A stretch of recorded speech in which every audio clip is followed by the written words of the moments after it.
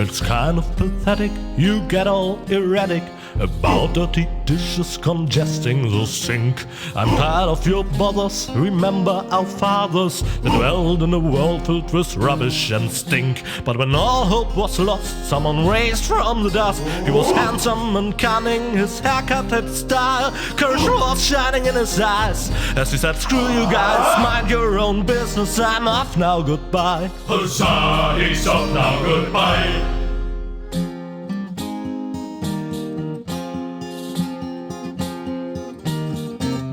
Now as it is written, our hero was smitten and rescued the maiden from impending doom. On a horse made of steel, evil guys on his heels, he rode with a girl into dawn's early gloom. She awoke by his kiss, well at least more or less, and the whole part concerning the uppercut scare can be pinned at least to some extent on her damaged brain implant. Anyway, in a big picture, who's gonna care? Huzzah, who's gonna care?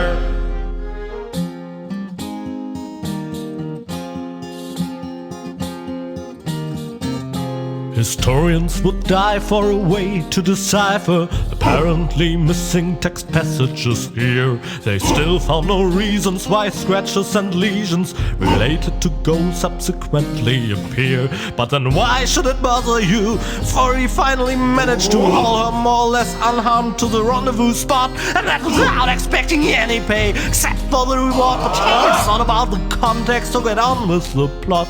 Huzzah, get on with the plot.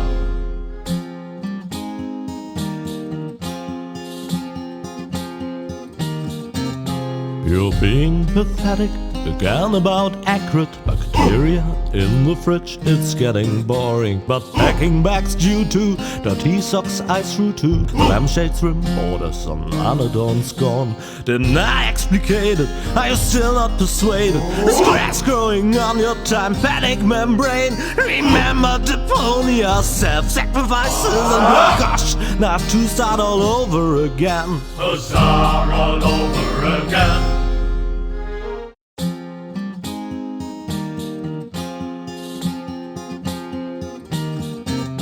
Only the most epic tales feature cool depictions of saw blades crushed into cable boat walls. The attempt, though a blunt stunt, affected goals and planned, which surely can't be blamed on Rufus at all. Reckoning up the sum, the best was yet to come, for the end of part one seemed a little too coarse, and to amend we'll send him to attend a second chance for a decent happy ending, a grand fling with dancing and booze and so forth. Huzzah, with booze and so forth.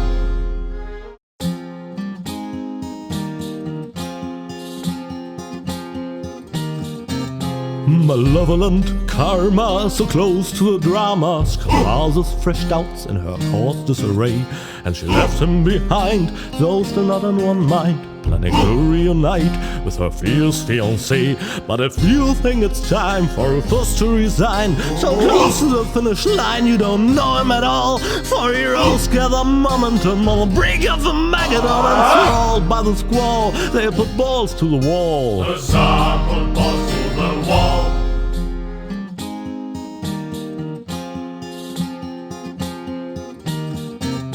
So this is the third strike, you're dumping me just like a trash bag. Why? Just because of some muss tarred on the carpet, you pathetic doghead. I assume that your humor did just bite the dust.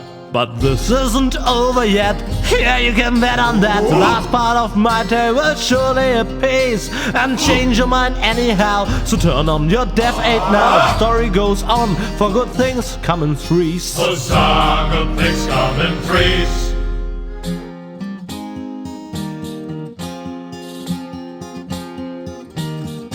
So the cutter struck sails, wrecked as Tony's mum scales, and of as much a whale for the long road ahead. Still the mood in the group was just super, whoopie-doop, yeah, except that they slowly grew ripe for the bad. For they knew that they would have to go on by foot. No problem for such a walk, it's all the less stressful if you sing along with a motivating song. And to emphasize this, I'll flood the cabin of the Coast Guys with helium gas. With helium gas.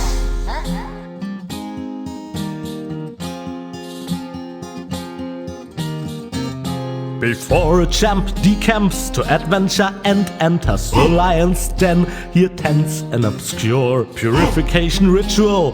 Yeah, that's a habitual narrative. Look it up, it's for sure.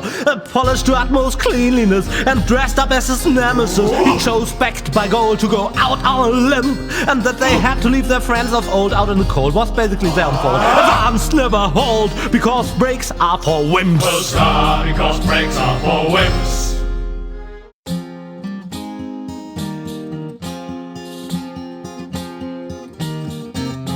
Regarding Gold's death and the loss of the ascension codes, I desist from my usual bomb modes. Things were in a mess.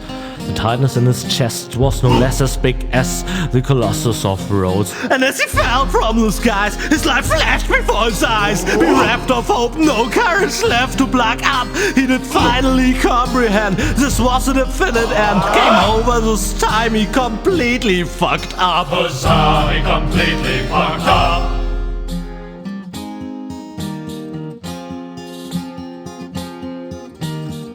Wow, Rufus a clone, wow, well what do you know now? That's mind-boggling news, but I'm sure you can cope.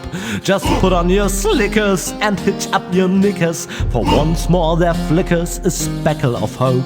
Well, things do look black, you need someone to check on the bulbs at the tunnel's end, and if by hap it turns out to be a cloning lab, you can prep for a quantum step. For 3 times the reverse is 3 times the jab. Huzzah, 3 times the crap. No!